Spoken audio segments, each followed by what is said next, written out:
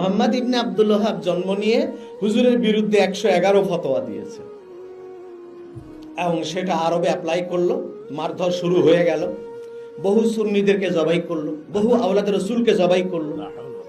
শেষ পর্যন্ত মিশরের ইব্রাহিম পাশা, তার বাবা মোহাম্মদ আলী পাশা তুর্কি বংশোদ্ভূত, তুর্কি বংশের ইব্রাহিম পাশা আঙ্গুল তুলে বলেছিল, আর একজন আওলাদ রাসূলের গায়ে হাত দিলে আমি পৃথিবীর কোনো ওয়ার পলিসি মানব না, খতম করে দেব।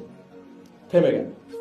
আর ইনি বললেন, আওলাদ রাসূল সুন্নি যারা আছো সব মিশরে চলে আসো, আমি তোমাদের পুনর্বাসন করব। সবাই মিশরে চলে গেল।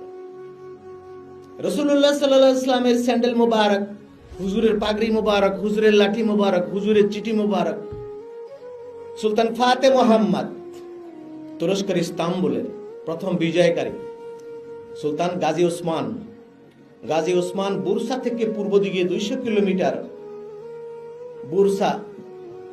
বুরসা আর বসফরাস চ্যানেলের ওই পাশে ইউরোপ, বসফরাসের এই পাশে এশিয়া।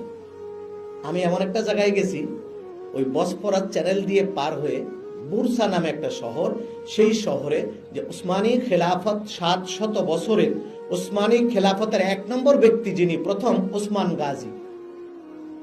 গাজীর মাজার জিয়ারতে গেছি। এই ওসমান গাজী প্রথম এক ব্যক্তি ছিলেন যিনি ওই মসজিদে জিকির করতেন, তার ইতিহাস সেখান থেকে আমি এনেছি। আমি তো এই কাফেলা অনুষ্ঠান করার সুবাদে অনেক দেশে ঘুরতে হয়েছে না আমার, আমি তো তামসার চোখ নিয়ে ঘুরি নেই, ওয়াজও করতে যাইনি। আমি গেছি ইতিহাস কালেকশন করতে, geographical location and history collection করতে গেছি আমি। সেখানে ওসমান গাজীর হিস্টোরি, সে আল্লাহর ওলি ছিল, মসজিদে বসে জিকির করেছে। তার পাশে বাইজেন্টাইনদের বড় ক্যান্টনমেন্ট ছিল, দুর্গ ছিল। বাইজেন্টাইনরা এসে বলছে, এই ফকির, তুমি এখানে জিকির করো, তোমার জিকিরের ধাক্কা আমাদের ক্যান্টনমেন্ট কাঁপে, তুমি এখান থেকে সরো। ফকির বলেছে, একটা রাত আমাকে সময় দাও, কালকে দেখা যাবে। বলে আচ্ছা ঠিক আছে। এক রাতের মধ্যে সব মুরিদ ডাকছে, মুরিদ ডেকে বলছে, জিকির থাকবে না তোমরা থাকবা? আল্লাহর জমিনে কি থাকবে সেটা কও। সে বলেছে জিকির থাকবে। বলে হ্যাঁ, কালকে সকালে যার যা আছে সবাই নিয়ে এসো আমার সঙ্গে, আমরা বাইজেন্টাইনদের সাথে যুদ্ধে অবতীর্ণ হব। ওরা আমাকে চলে যেতে বলেছে। সকালবেলা ফজরের নামাজ পড়ে সব মুরিদ আল্লাহু আকবার বলে লাফিয়ে পড়েছে।